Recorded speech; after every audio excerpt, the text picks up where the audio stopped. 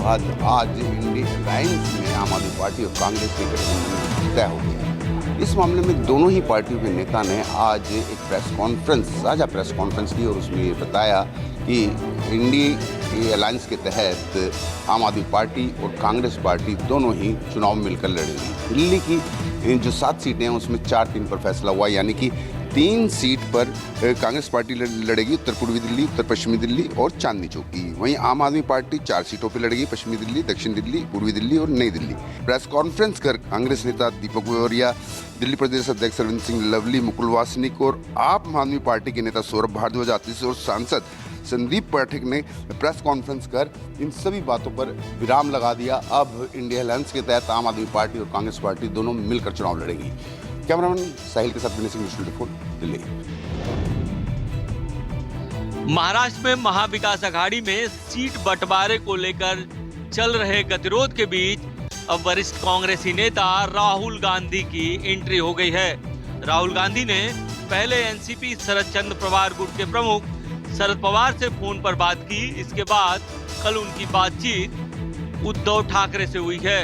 बताया जाता है कि महाराष्ट्र में 48 लोकसभा सीटों में से 40 पर महाविकास आघाड़ी में सहमति बन चुकी है, जबकि 8 सीटों पर अभी भी गतिरोध जारी है और ज्यादातर सांसद इस समय एकनाथ शिंदे के साथ हैं, लेकिन उद्धव ठाकरे इस बार भी ज्यादा से ज्यादा सीटों पर चुनाव लड़ना चाहते हैं। सबसे ज्यादा दिक्कत मुंबई को लेकर है।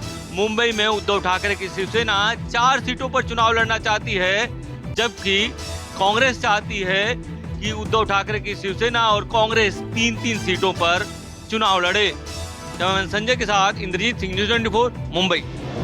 जम्मू कश्मीर में इंडिया अलायंस के बीच सीट शेयरिंग को लेकर पेच लगातार अभी भी फंसा हुआ है। हालांकि फारूक अब्दुल्ला द्वारा पिछले दिनों लोकसभा चुनाव में अकेले मैदान में उतरने के बयान के बाद कांग्रेस ने इसको लेकर नेशनल कॉन्फ्रेंस के साथ काफी लंबा मंथन किया और माना जा रहा है कि कांग्रेस और नेशनल कॉन्फ्रेंस के बीच लगभग बात बन गई है और दोनों जो पार्टियां 3-3 लोकसभा सीट्स जो जम्मू कश्मीर और लद्दाख की है उस पर आमादा हो गए हैं। पीडीपी को एकोमोडेट करने को लेकर अभी भी असमंजस बना हुआ है। पीडीपी इस अलायंस में कहां पर फिट बैठेगी उसको लेकर अभी भी कोई क्लैरिटी सामने नहीं आई है, लेकिन फिलहाल जो सूत्रों का कहना है कि पीडीपी भी अपनी तरफ लोकसभा चुनाव में हिस्सा लेने के लिए तैयारियां जोरों पर कर रही है। कैमरामैन रशीद के साथ आशुतोष श्रीनगर, न्यूज़ 24।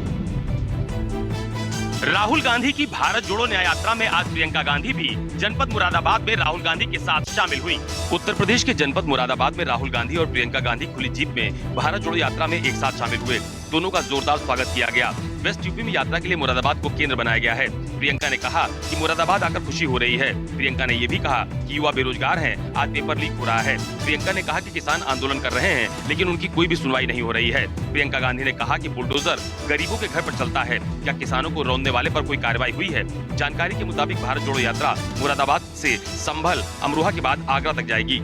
यहाँ आपको ये भी बता दें कि प्रियंका गांधी को राहुल गांधी के साथ यात्रा में जनपद चंदौली में शामिल होना था, लेकिन उस वक्त प्रियंका गांधी की तबीयत खराब हो गई थी, जिसकी वजह से वो यात्रा में शामिल नहीं हो पाई थी। कैमरा पर्सन धर्मेंद्र साहू के साथ अशोक तिवारी, लखनऊ, न्यूज़ 24।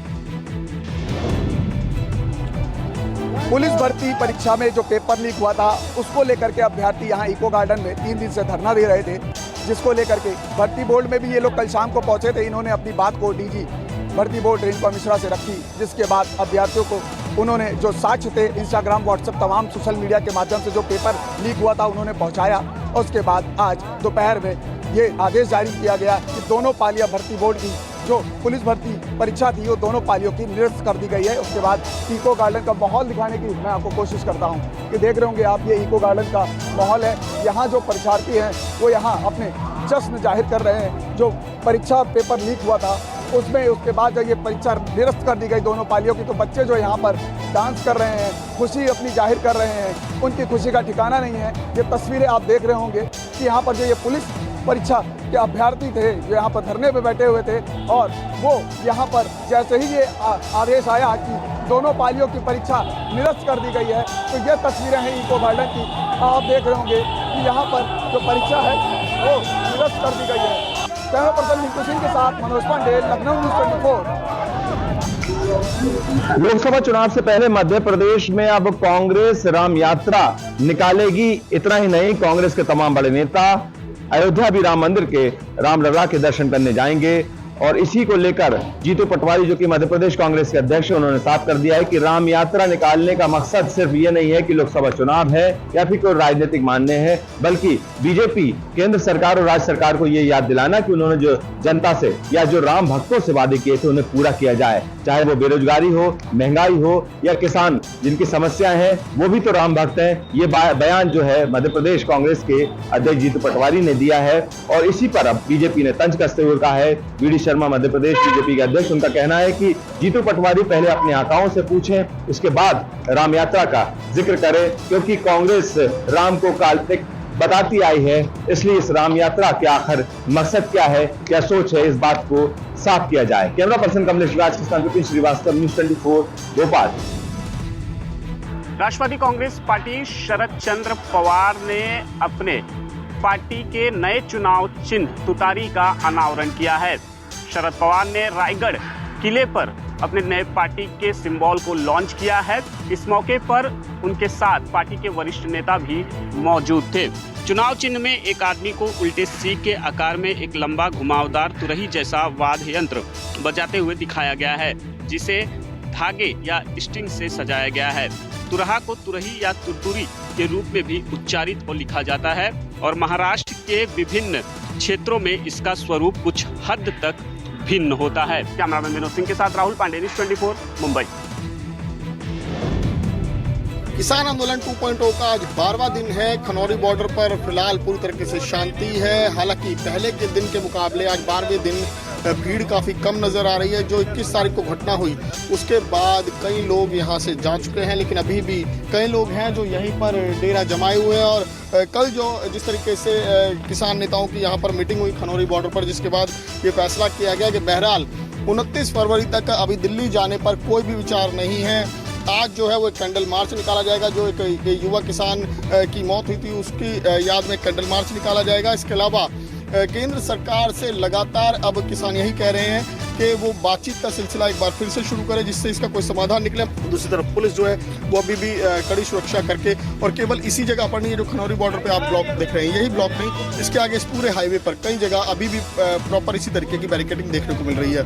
कैमरामैन भरत रावत के साथ कौशिक, न्यूज़ 24 खनौरी बॉर्डर पंजाब।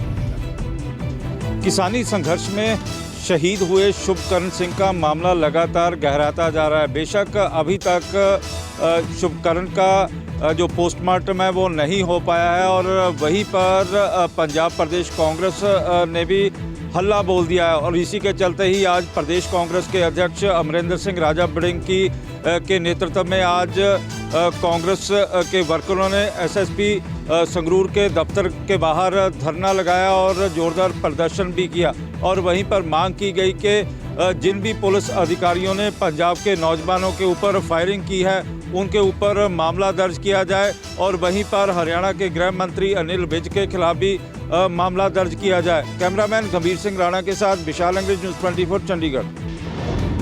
मनोज जरांगे पाटिल के समर्थन में और मराठा आरक्षण की मांग को लेकर आज से पूरे राज्य में रास्ता रोको आंदोलन की शुरुआत जो है वो हो गई है। बीड़ के परली में मराठाओं ने जो है सड़क जाम करके अपना विरोध प्रदर्शन जो है वो दर्शाया है। इस दौरान बच्चे और महिलाएं भी रास्ता रोको आंदोलन में मौजूद थे। धुले सोलापुर नेशनल हाईवे को भी जाम किया गया। गौरतलब है कि मनोज जरांगे पाटिल ने रास्ता रोको आंदोलन के समय में थोड़ा सा बदलाव किया है। 12वीं की बोर्ड परीक्षा को ध्यान में रखते हुए उन्होंने 11 बजे से आंदोलन शुरू करने की अपील की है। दूसरी तरफ बॉम्बे हाईकोर्ट ने मनोज जरांगे के आंदोलन को लेकर जो है टिप्पणी की है। बॉम्बे हाईकोर्ट ने कहा है कि आंदोलन करना आपका अधिकार है, लेकिन इस बात का भी ध्यान रखा जाए कि लोगों को किसी भी तरह की असुविधा ना हो। वहीं राज्य सरकार की ओर से कहा गया है कि मनोज जरांगे पाटिल अपनी जिद जो है वो छोड़ दें। कैमरामैन विनोद सिंह के साथ राहुल पांडे, न्यूज़ 24 मुंबई।